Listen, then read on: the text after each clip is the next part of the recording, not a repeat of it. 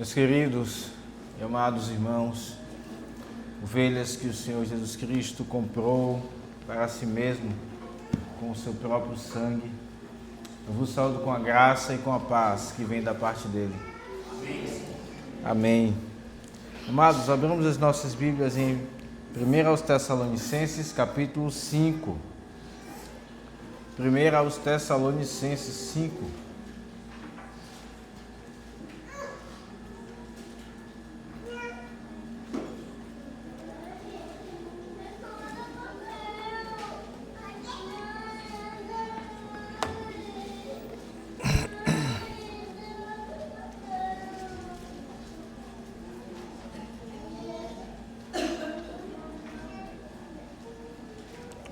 Eu lerei versos 12 a 22, porém a porção que nós pregaremos nesta noite será a partir do verso 16 ao 22. Texto do nosso sermão de hoje, 1 aos Tessalonicenses 5, 16 a 22. Mas lerei a partir do verso 12.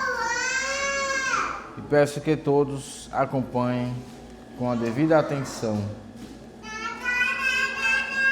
Irmãos, assim está escrito: agora vos rogamos, irmãos, que acateis com apreço os que trabalham entre vós e os que vos presidem no Senhor e vos admoestam, e que os tenhais com amor em máxima consideração por causa do trabalho que realizam. Vivei em paz uns com os outros.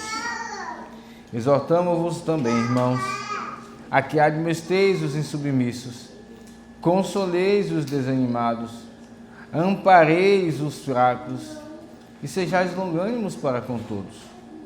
Evitai que alguém retribua a outrem mal por mal. Pelo contrário, segui sempre o bem entre vós e para com todos. Regozijai-vos sempre, orai sem cessar. Em tudo dai graças, porque essa é a vontade de Deus em Cristo Jesus para convosco. Não apagueis o Espírito, não desprezeis as profecias, julgai todas as coisas, retende o que é bom, abstende-vos de toda forma de mal. Amém. Vamos orar mais uma vez, irmãos. Ó Deus, nos colocamos diante de Ti, ó Pai, em nome de Jesus, na autoridade e na obra dEle, pela beleza de Teu bendito Filho. Vem falar conosco, que Tu sejas atraído a nós pela beleza de Cristo, pela obediência dEle em nossas vidas. E que Tu nos mostres, ó Deus, a Ti mesmo, em Cristo. Que o Senhor se revele a nós, inclusive naquilo que é percebido, que é obra do Senhor, operada pelo Espírito Santo. E aí então temos a Trindade, ó Deus, maravilhosa. Ó Deus, conceda-nos mais amor ao Espírito Santo, esta pessoa que trabalha nos bastidores do reino, mas que é maravilhosa, essa pessoa divina da Santíssima Trindade.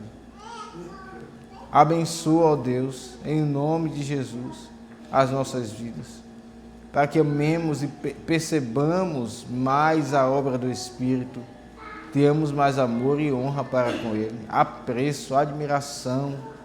Ó Senhor, vem falar conosco em nome de Jesus, nós te suplicamos. Assim oramos para a glória do Senhor, em nome de Jesus. Amém.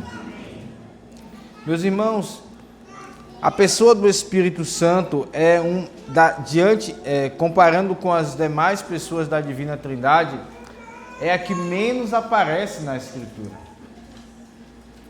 Nós olhamos para a história da igreja e percebemos que ali por volta do século XIX, nos anos 1800, por conta de uma de um pensamento, né, uma mentalidade sobre avançar o Evangelho, a pregação do Evangelho, o alcance a muitas pessoas, isso é bom. Por outro lado, vimos que muitas vezes isso foi negociado, a palavra de Deus foi negociada, e Jonathan Edwards, inclusive, escreve sobre isso, um dos livros que aconteceu um certo avivamento de fato nos dias dele.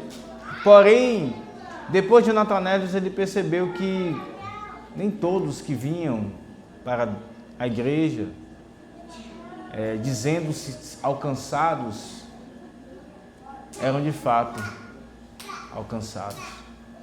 E aí Jonathan Edwards escreve mais um outro livro falando sobre a obra, a genuína conversão que o Espírito Santo opera, os sinais dela. E de lá para cá, é por isso que vemos muitos falando do Espírito, enfatizando o Espírito, o agir do Espírito, o mover do Espírito. Por conta, às vezes, de uma mentalidade de querer ressaltar experiências que não são nem bíblicas. Como cair no chão e embolar a língua e falar coisas dizendo que ali é o dom de línguas. E então é verdade que muitos abusos em nome do Espírito têm sido feitos. Por outro lado, irmãos, a pessoa do Espírito que não quer estar tanto em evidência, ele funciona por detrás. Jesus disse que quando ele viria para vos lembrar de tudo aquilo que Jesus ensinou. Esse é o papel do Espírito Santo. Ele vem lembrar, ele vem iluminar a Jesus. Ele é como um refletor que lança luz à cruz para o pecador que é cego. Esse é o papel do Espírito. E quando olhamos para esse texto, irmãos, nós percebemos obras do Espírito Santo. Nós percebemos como aqui Paulo, já tendo falado de diversos assuntos nessa carta, ele está no final dela, dando aqui várias recomendações. Paulo agora fala, já tendo falado inclusive sobre a postura, a conduta que aqueles irmãos de Tessalônica deveriam ter para com os líderes da igreja e também uns para com os outros. Vimos isso no último sermão. Agora Paulo continua nessas ordens aqui no final. E nos fala dessa obra do Espírito Santo. Por isso, o tema do nosso sermão de hoje é sendo guiados pelo Espírito. Sendo guiados pelo Espírito.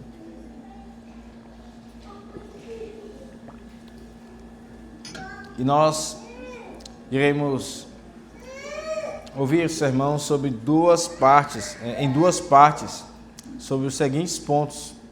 Em primeiro lugar, contentando-se no Espírito. Contentando-se no Espírito. Em segundo lugar, o nosso segundo ponto, honrando o Espírito no culto. Primeiro ponto, contentando-se no Espírito. Paulo, nesses primeiros versículos aqui, 16, 17 e 18, ele fala mais da vida pessoal do crente, digamos assim. Embora isso envolva a vida comunitária, com certeza. E aqui vemos um contentamento sendo ensinado. Contentando-se no Espírito.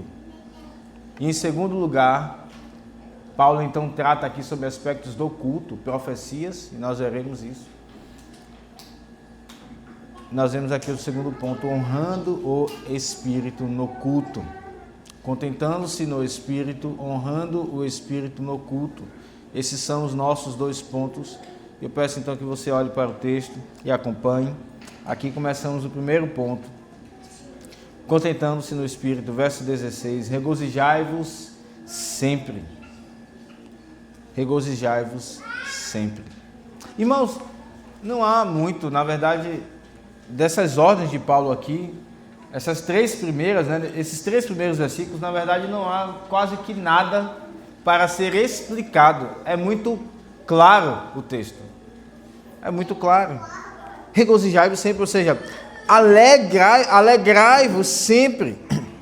Isso é uma ordem em toda ocasião. É isso que a Escritura está dizendo para mim e para você. Alegre-se em toda ocasião. Mas é realmente em toda ocasião. E nós podemos elencar algumas. Em situações, inclusive, que nós sofremos o mal, quando nós, então, devemos pagar o bem. Paulo falou sobre isso no verso 15, olha aí. Evitai que alguém retribua a outra em mal por mal, pelo contrário, segui sempre o bem entre vós para com todos. Ou seja, se alguém te faz o mal, você não apenas deve, isso nós entendemos pelo contexto, você não deve não apenas retribuir com o mal, você não está apenas proibido de retribuir com o mal, você deve retribuir com o bem. E isso não é meramente externo, isso é uma ordem que envolve o coração. Então, inclusive, quando alguém te faz o mal, de coração alegre, você deve fazer o bem. Regozijai-vos sempre. Inclusive, quando você fez o bem para alguém e alguém te pagou com o mal, regozijai-vos também nessa hora. Difícil, não é?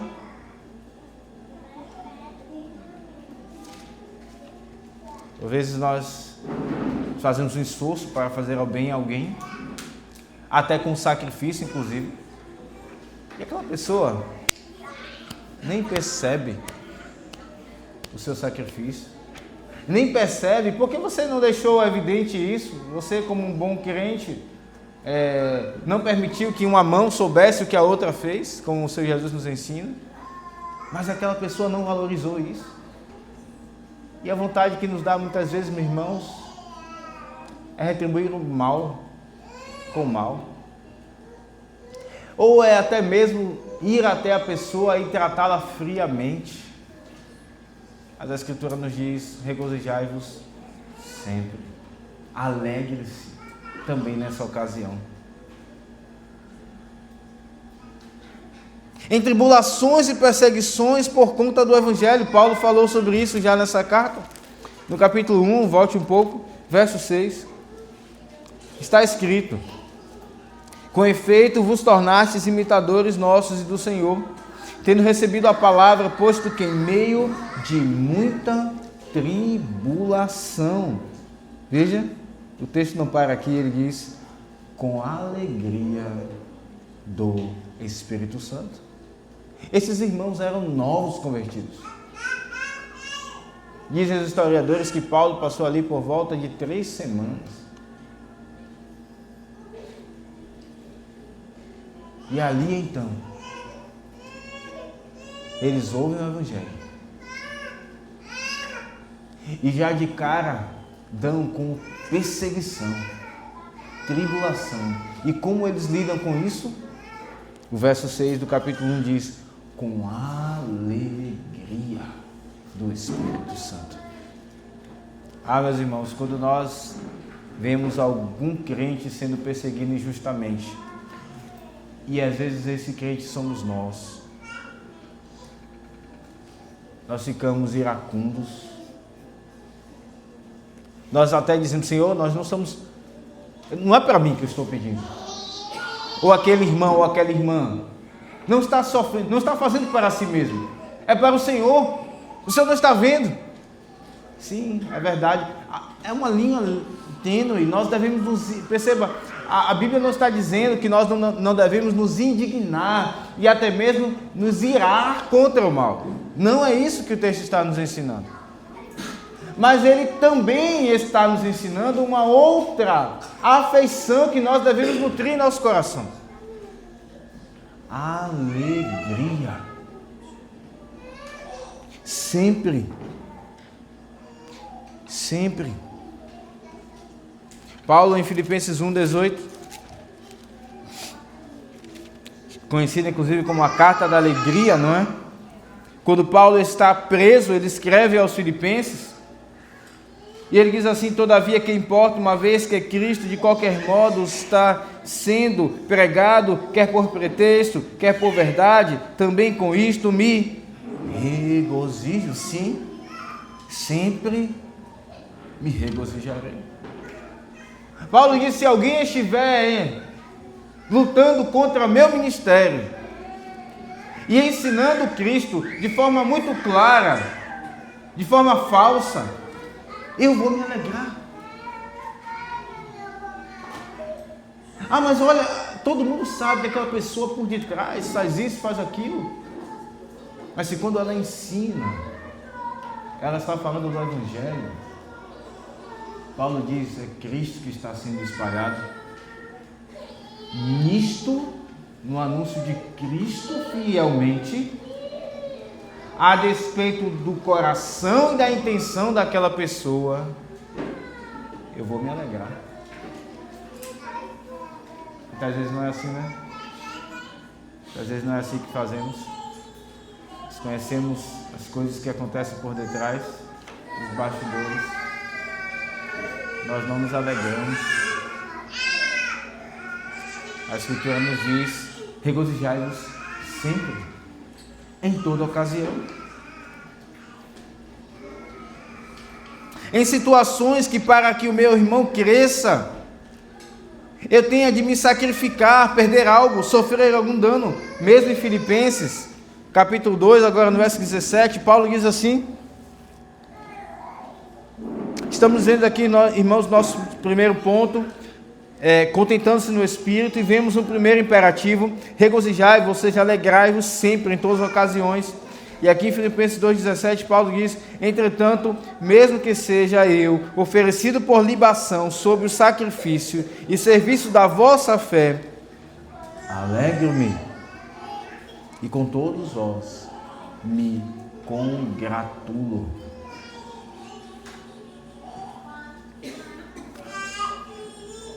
Regozijai-vos sempre. E quando Paulo diz sempre, isso inclui, irmãos, situações em que, para que o meu irmão cresça na fé, eu tenha que me sacrificar, eu tenha que perder, eu tenha que deixar de ganhar alguma coisa, eu tenha que ser ferido, eu tenha que ser desonrado. E nós sabemos qual era o sacrifício que Paulo ia ter aqui. Ele estava preso, e uma das possibilidades é que ele poderia morrer. E o próprio Paulo diz: eu me congratulo, eu me alegro.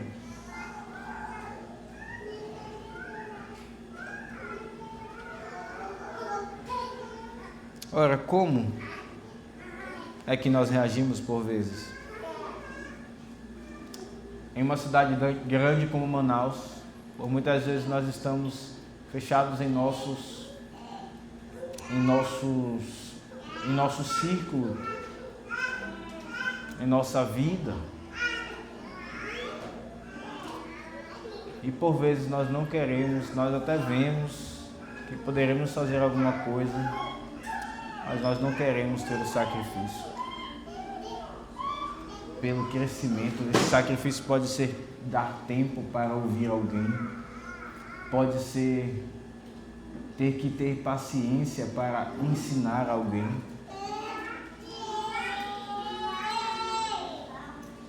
Esse sacrifício pode ser até mesmo ouvir alguns desaforos, até que a pessoa ela diga tudo que ela quer dizer, e depois você diga: meu irmão, minha irmã, não é bem por aí. Mas até que você chegue a falar, você tem que se sacrificar.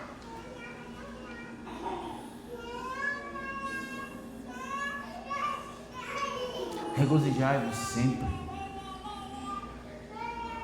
Alegre-se sempre. Inclusive em comunhão com meus irmãos, não entrando em conflito com eles. Paulo fala no capítulo 4 também de Filipenses, ele diz assim, depois de falar do que acontecia ali entre Evódia e Sintique, no verso 4, Paulo diz: alegrai-vos sempre no Senhor. Outra vez eu digo: alegrai-vos. Inclusive, lutando contra os conflitos em nosso coração, para que eles também não sejam externados e firamos os nossos irmãos. Isso não causa alegria, pelo contrário, causa tristeza. Mas ainda que venhamos a ter conflitos, como acontecia em Filipenses, Paulo diz: regozijai-vos, alegrai-vos. Como assim, pastor? Se alegrar com o conflito?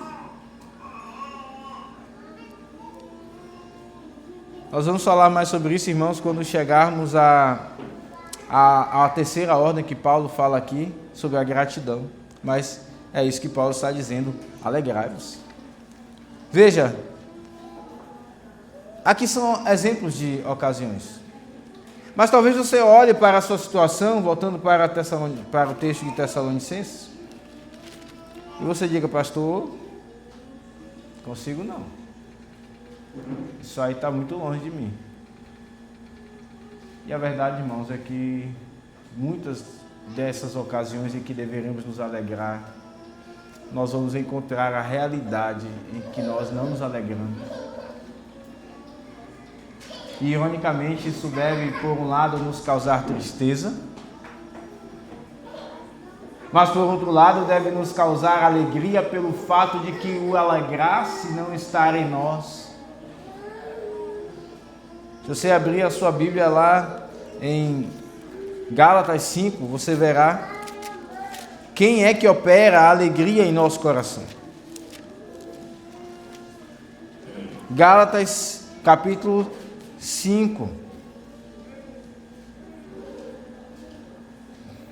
verso de número 16: digo, porém, andai no Espírito e jamais satisfareis a concupiscência da carne. Verso 22: mas o fruto do Espírito é amor, alegria.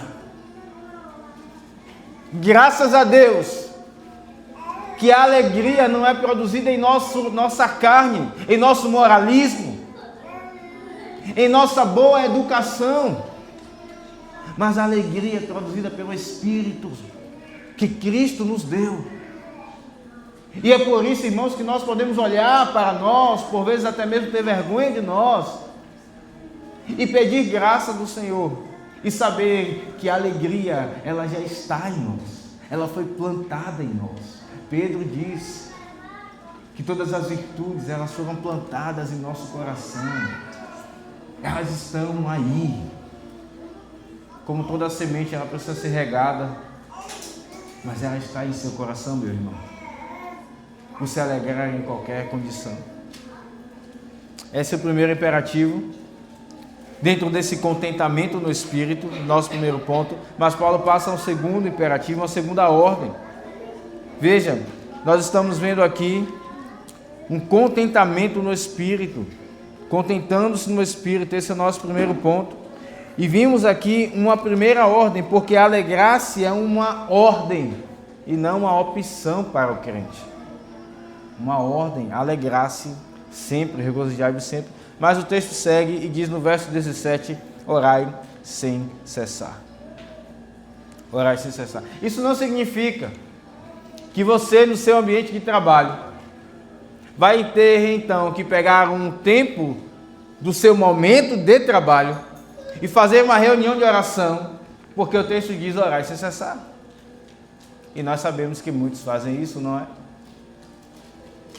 Sem perceber, irmãos piedosos estão furtando o seu patrão, porque naquele momento em que começou o seu horário de trabalho, ele está sendo pago para trabalhar.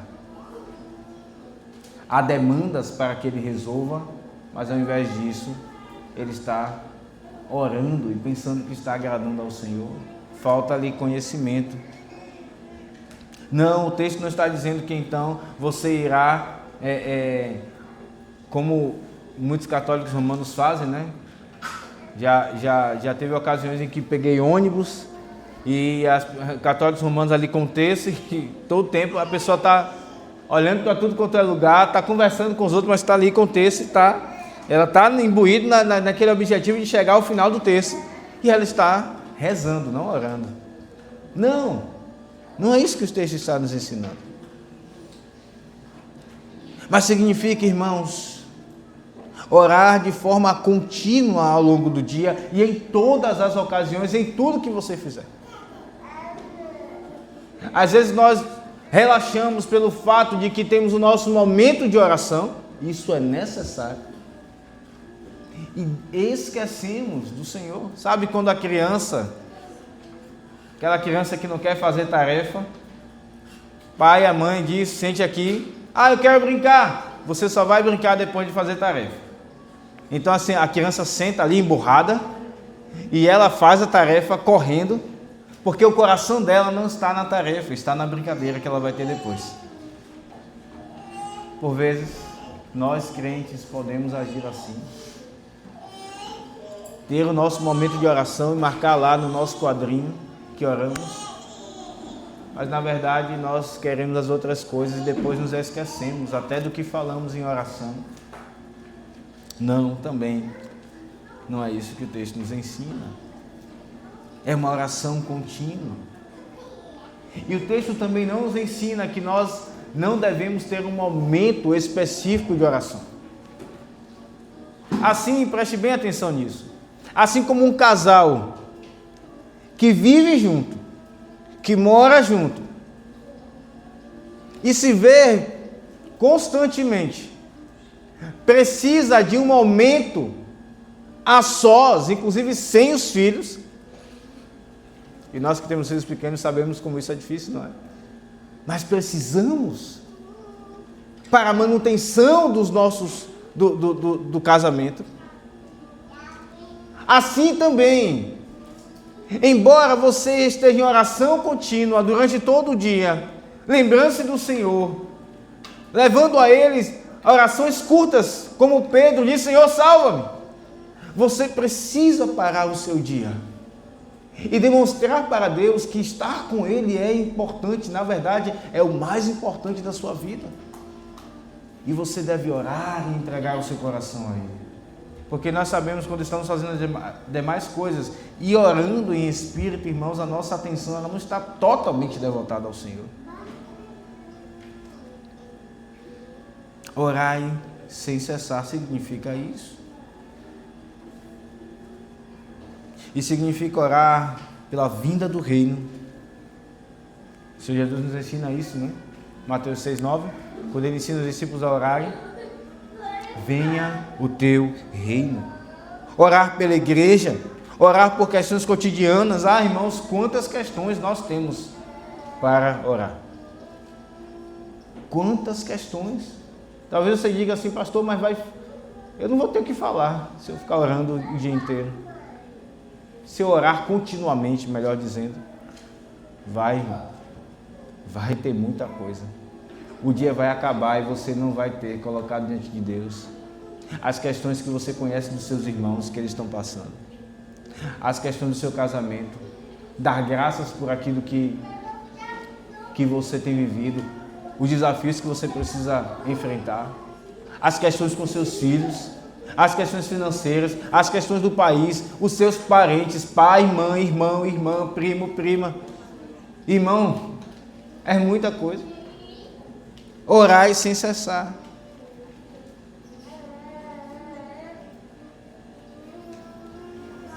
E quem opera essa oração?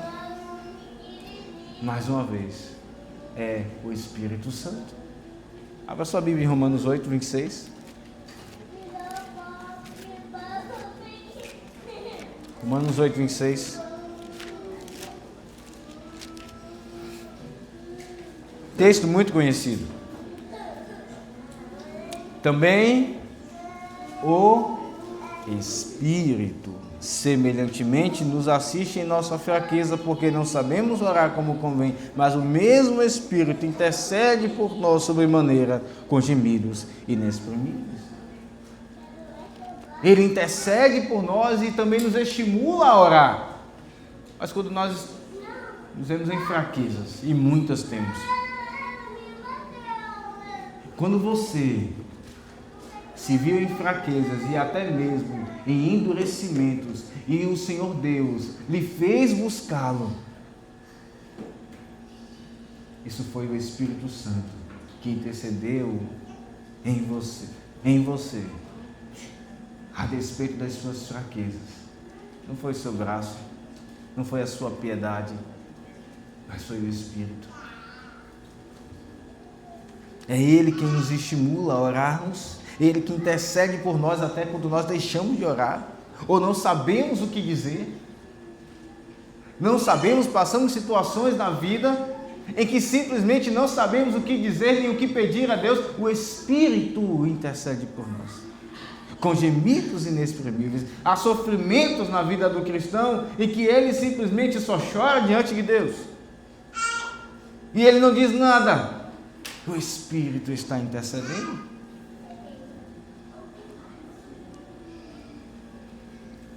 É o Espírito quem guia-nos na oração, meus irmãos. E Ele o faz para que oremos segundo a vontade de Deus. Veja, no verso 27, o texto diz: e aquele que sonda os corações sabe qual é a mente do Espírito, porque segundo a vontade de Deus é que Ele intercede pelos santos. Ele nos guia e Ele intercede segundo a vontade de Deus, e Ele também nos estimula a interceder segundo a vontade, a orar segundo a vontade de Deus. E é assim que o crente, ele é conformado, ele entra na forma da vontade de Deus. É o Espírito que nos coloca nessa forma. O Espírito conforma os crentes aos planos de Deus, os quais nem sempre podem ser entendidos. Aqui vemos, irmãos, o segundo imperativo, que reflete a obra do Espírito Santo, não somente a alegria, o regozijai-vos sempre, mas também a oração, o orai sem cessar. E eu preciso dizer, irmãos, mais uma vez, a nossa igreja tem falhado.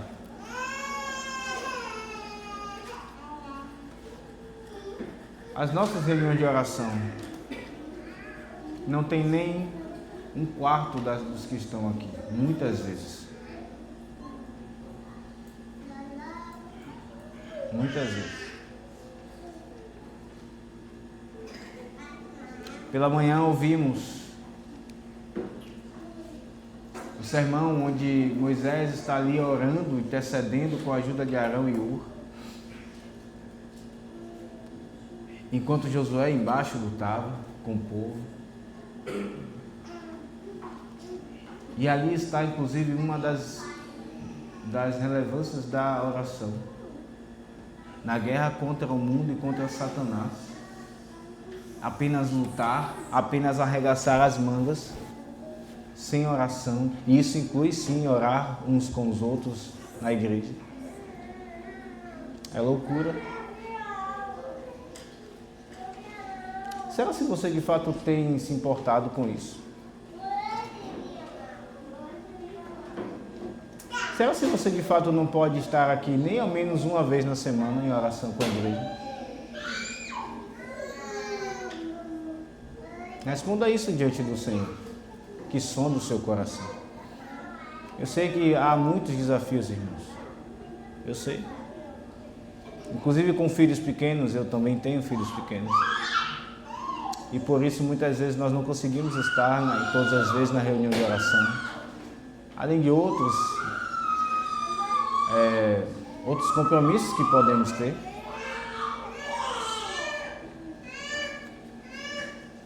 Mas a verdade é que nós conseguimos, nós damos um jeito para ir para outros eventos.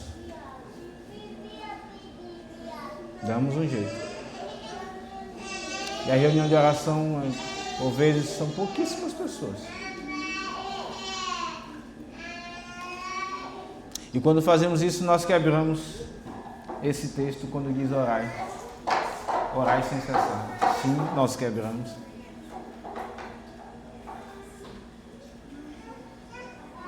Nós não estamos honrando o Espírito. Isso entristece o Espírito Santo, com certeza. E isso também desestimula irmãos que têm buscado frequentar a reunião de oração. Veja, a sua ação, ela não é estanque. Ela não diz respeito apenas à sua vida. Nós vivemos em corpo. Nós vivemos em corpo. O que fazemos influencia os demais, porque nós somos membros uns dos outros. Por isso, irmãos, nos arrependamos e mostremos isso em nossas atitudes. O texto segue e nos dá um terceiro imperativo: em tudo dai graças, porque esta é a vontade de Deus em Cristo Jesus. Estamos vendo esse primeiro ponto, contentando-se no Espírito. E aqui Paulo ele amplia ainda mais a nossa visão acerca desse contentamento. Ele já falou do primeiro imperativo: alegrai-vos, regozijai-vos sempre. E no original, alegria e gratidão têm a mesma raiz. Ora, como alguém pode ser grato se não estiver alegre? A vida grata a Deus é um sinal de alegria. No Espírito. Da mesma maneira que a alegria é um sinal de gratidão na vida do crente.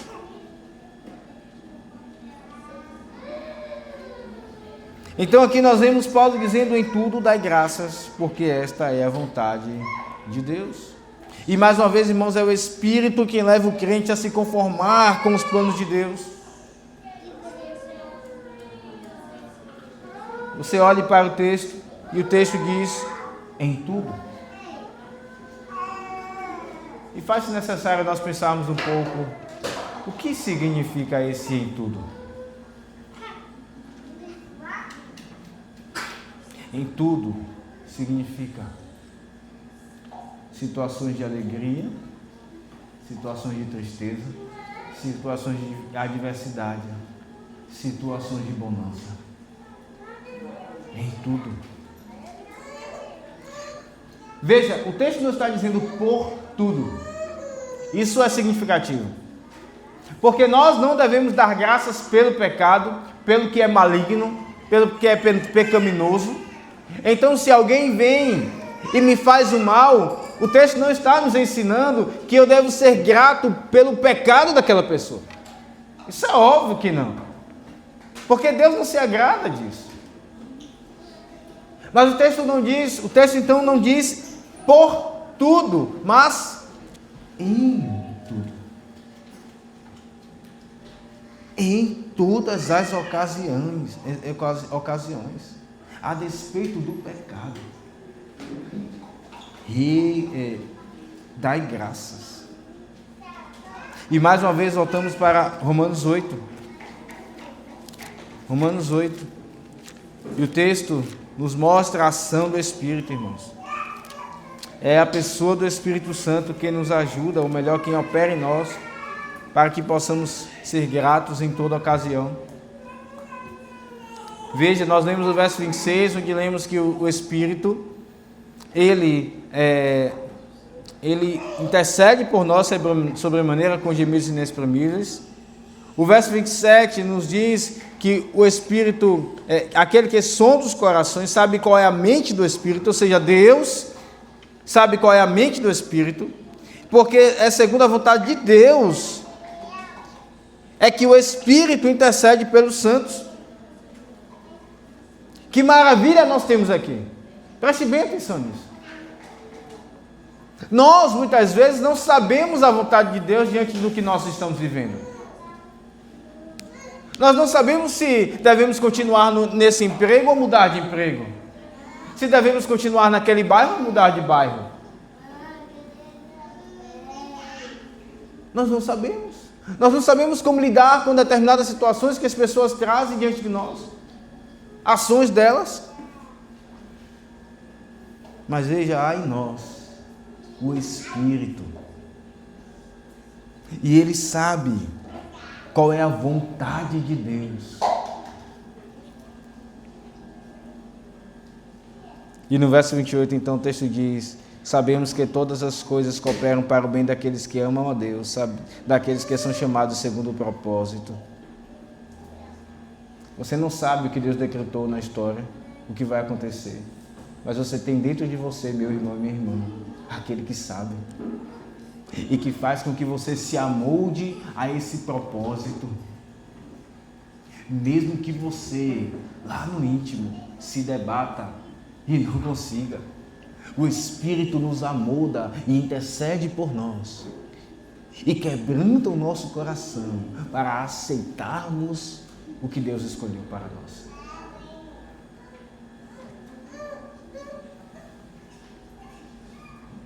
E não é essa a minha e a sua experiência em diversas situações em que Deus trouxe às nossas vidas? Quando nós nos debatemos dizendo: Senhor, está difícil, Senhor, e a gente tentou um subterfúgio, um atalho, mas o Senhor nos fez aceitar aquilo que Ele fez em nossa vida. É o Espírito que faz isso.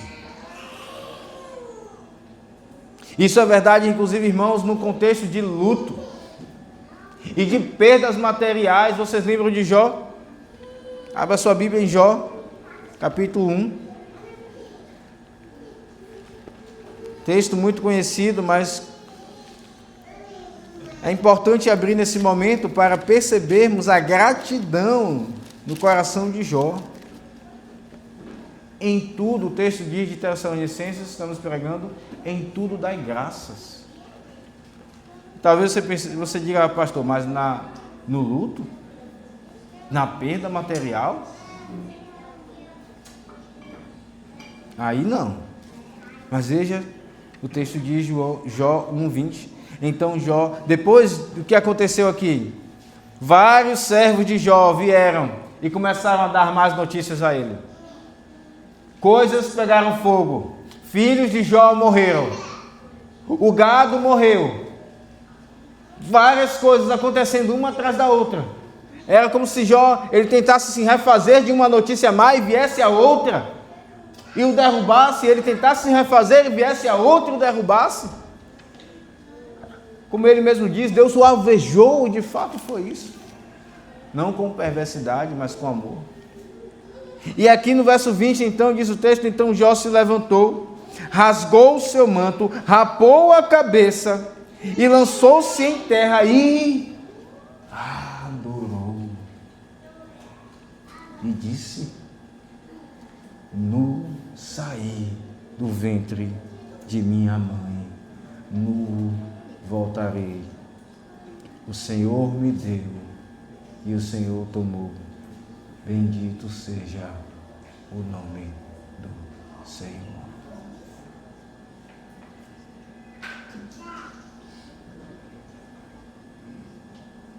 Isso é difícil, não é? Dar graça em meio a uma enfermidade que vemos um ente querido convalescer. Eu me lembro de um amigo meu, contemporâneo de seminário comigo, que um homem forte, naquele tempo, alto, que Deus acometeu com um câncer. Então, quando soubemos da notícia em casa, eu chorei diante do Senhor. Senhor, que coisa. Porque é um amado, um amigo, um homem de Deus.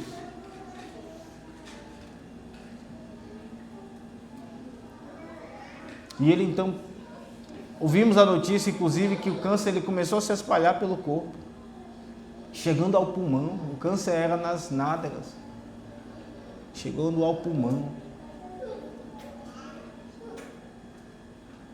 E lamentei diante de Deus.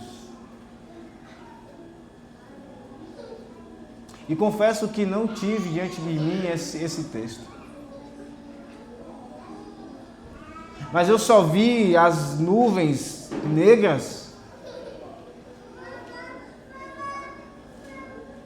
pensando nele, na esposa, tendo uma filhinha de aproximadamente 6 anos. O segundo filho acabara de nascer.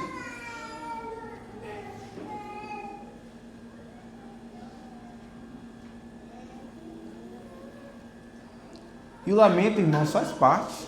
Ele é natural. Não tem como não lamentarmos. Se não lamentássemos, seria estranho.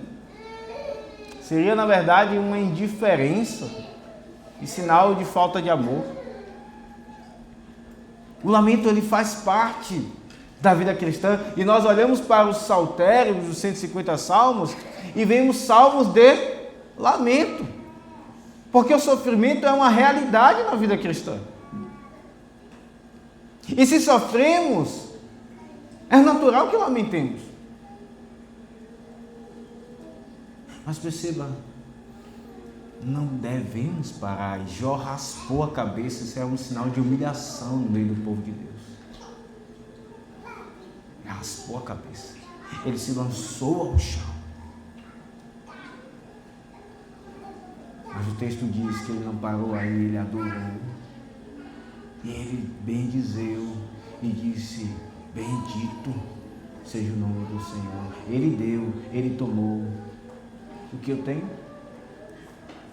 Eu cheguei ao mundo com o quê? Com nada. E sem ninguém. Deus me deu amados. Ele me deu pai, me deu mãe, irmãos, irmãs, filhos, filhas, amigos.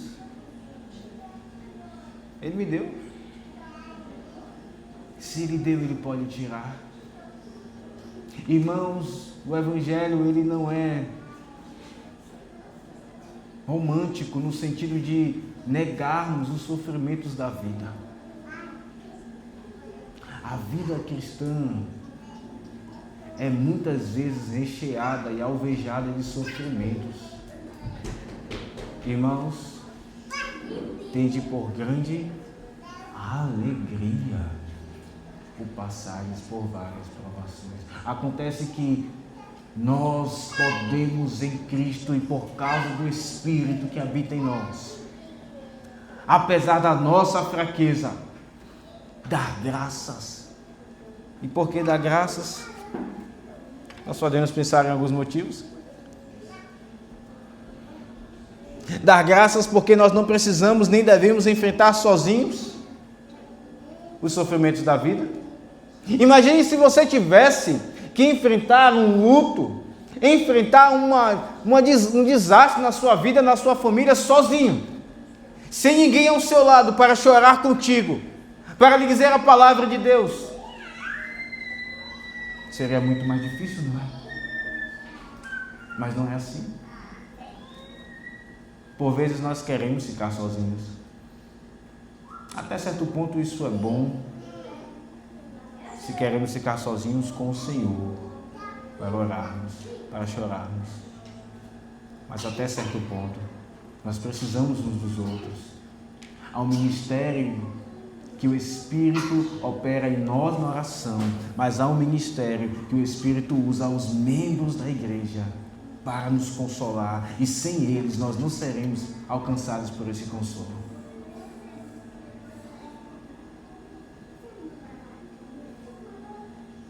Nós temos o Espírito que nos consola, e irmãos na fé. Você vê um motivo por que dar graças em meio a um sofrimento? Pela providência de Deus de nos dar o Espírito que nos consola e não nos abandona, e nos dar irmãos que se fazem amigos em meio à dor e que marcam de forma maravilhosa e grandiosa a nossa vida. Por que dar graças? Porque nada disso pode nos separar do amor de Deus que está em Cristo Jesus. Nada. Paulo diz isso em Romanos 8, versos 38 e 39. Porque eu estou bem certo de que nem a morte, nem a vida, nem os anjos, nem os principados, nem as coisas do presente, nem a do porvir, nem os poderes, nem a altura, nem a profundidade, nem qualquer outra criatura poderá nos separar do amor de Deus que está em Cristo Jesus nosso Senhor. Irmãos, o amor de Deus é muito mais forte do que nós podemos perceber. Ele é inquebrável. Nós não conseguimos medir o quanto Deus nos ama em Cristo. O tamanho da disposição de Deus em não nos abandonar. Deus é impressionante nesse propósito. Você percebe? Em meio a um luto, em meio a uma perda, em meio a uma condição difícil no casamento ou com filhos, você deve dar graças, porque isso não te separará do amor de Deus que está em Cristo Jesus. Ainda que você doa, ainda que você sinta isso doer rasgando a sua alma, isso não vai te separar. Porque dá graças, porque tudo isso poderia se dar em situações mais difíceis ainda.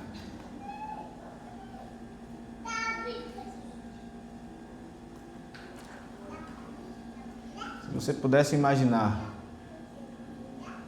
o dia em que certas coisas aconteceram, se acontecessem em dias em que outras dificuldades surgiram, seria muito pior. E Deus escolheu aquele dia, Ele teve misericórdia. Dê graças. Encontre isso. Perceba em sua alma o amor de Deus, a mão oculta em meio à dor, em meio à dificuldade. Porque dá graças. Porque tudo isso é leve, irmãos. Talvez você diga, pastor, você está sendo insensível. Você não sabe o que eu estou passando ou o que eu já passei.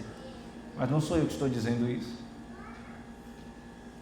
Porque a nossa leve e momentânea tribulação produz para nós eterno peso de glória. Segundo os Coríntios 4:17. Sim, é pesado porque nós sentimos na hora, mas quando comparados àquilo que o Senhor tem para nós, é leve. A glória que Ele tem para nós é leve. É muito mais pesada do que esse sofrimento. O texto nos diz: em tudo dai graças, porque esta é a vontade de Deus, voltando para o texto, em Cristo Jesus. Sempre em Cristo Jesus, em quem temos o amor dele. Esta é a vontade de Deus. Isso não significa que você tem que entender o que Deus está fazendo. Não significa que você tem que entender a relação entre as variáveis. Isso significa que você deve dar graças mesmo sem entender e confiar que Deus está cuidando de você, que Ele fez o melhor. Aqui acabamos de ver o nosso primeiro ponto, irmãos. Contentando-se no Espírito. Contentando-se no Espírito. E passamos ao segundo ponto.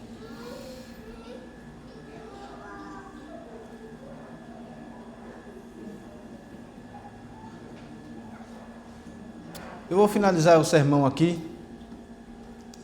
São 7:30. Eu não quero prejudicar essa porção e eu sei que também é difícil para nós nos mantermos atentos, né, ao sermão por um bom tempo. Acredito que o Senhor Deus falou ao nosso coração. Eu peço que você leve essa palavra para casa, porque ela é um caldo grosso, né, para ser digerido. Que você se contente no Espírito. Não se deixe sucumbir diante das situações da vida. Não ceda e seja uma pessoa ranzinza. Irmãos, por vezes nós crentes somos ranzinzas. Por vezes qualquer coisa que cai no chão nos estressa. Vivemos um tempo da nossa vida assim. Isso não é normal. Levemos isso ao Senhor em oração. Peçamos que o Espírito nos faça contentes nele, nos alegrando sempre, orando sempre e em todas as circunstâncias dando graças, porque esta é a vontade de Deus em Cristo Jesus para conosco. E se você está aqui esta noite e você diz, isso aí é impossível, isso é loucura mesmo. É loucura, a palavra de Deus diz que é loucura, o Evangelho é loucura. É loucura para aqueles que não têm o Espírito para entender e enxergar. Cristo te chama hoje para que você viva de forma sobrenatural, acima de todas essas coisas. E que você não sucumba diante de qualquer situação. Que você se entregue a Ele, porque nele você pode viver essas coisas e não ser destruído. E encontrar sentido no sofrimento. E louvar a Deus em meio ao sofrimento, como Jó disse, o Senhor me deu, o Senhor tirou, bendito seja o nome do Senhor. Mas se você não tiver Cristo, meu querido e minha querida, você pode até dizer para as pessoas que você, como muitos ímpios dizem, né? Eu acho que você já deve ter ouvido. Não, Deus não me deu isso porque Ele tem algo melhor para mim lá na frente. Já ouviu o ímpio falar isso? Não, Deus está me dando esse sofrimento aqui porque Ele quer me ensinar alguma coisa. Não, Ele está trazendo sofrimento para que você busque o Evangelho e você veja que está morto em seus delitos e pecados. E você precisa urgentemente de Cristo. Quem aprende é o crente. O ímpio está morto. Não pode aprender. Que nós, em último lugar, que encerra com essa aplicação, ensinemos aos nossos filhos, irmãos, como nós precisamos ensinar a eles. Não dê tudo que seu filho quer. Mesmo que o que ele quer seja bom em si mesmo. Aquela comida, aquele brinquedo, aquele doce. As crianças gostam de doce, né? Não dê tudo o que ele quer. Tem uma medida para que ele não aprenda que na vida ele vai ser saciado em todas as suas vontades, porque ele não irá. Não é assim que Deus faz conosco. Negue as coisas boas a Ele. Isso é difícil para os avós, não é? Os avós, quando veem um pai ou uma mãe privando o filho de algo, eles ficam, por que isso? Oh, coitado. Eu, se Deus permitir, serei avô. Eu acho que ainda tem também, há muitas coisas boas, né? Que os avós e avós conseguem fazer e que os pais não conseguem. Porém, irmãos, vocês, os senhores, avós e avós que têm idade, deixem que os pais ensinem e privem os seus filhos de coisas boas para que eles aprendam a se contentar quando são privados, porque Deus vai privar os seus netos. E quando Deus privar os seus netos, eles precisam estar preparados em saber lidar e dizer como o apóstolo Paulo, em tudo posso, todas as coisas posso naquele que me fortalece, na escassez, na fartura. Que Deus nos abençoe, meus irmãos, e nos dê contentamento no Espírito, em nome de Jesus, amém. Vamos ficar de pé.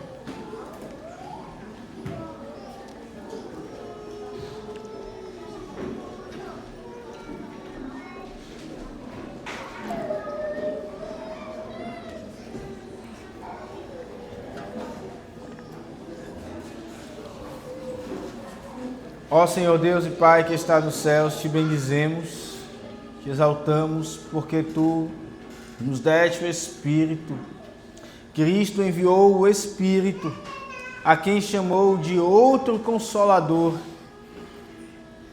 E nós te bendizemos pela força, pelo poder, pela sabedoria com a qual o Espírito nos consola, pela destreza. Obrigado, Senhor, pelo Espírito Santo. Te bendizemos.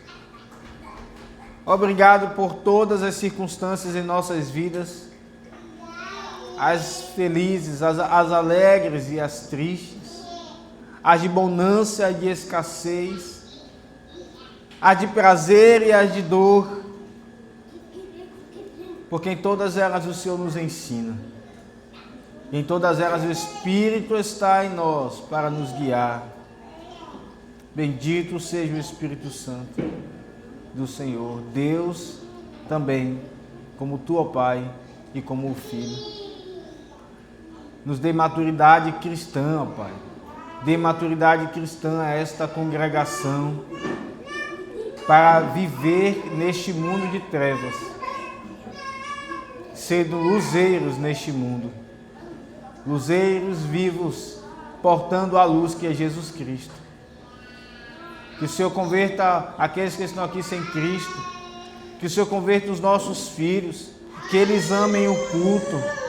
Que eles contemplem a luz do Evangelho, ó Deus, na face de Cristo.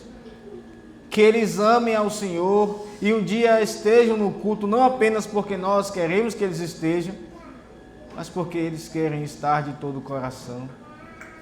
E que eles vivam para a tua glória. Em nome de Jesus assim oramos. Amém. Amém.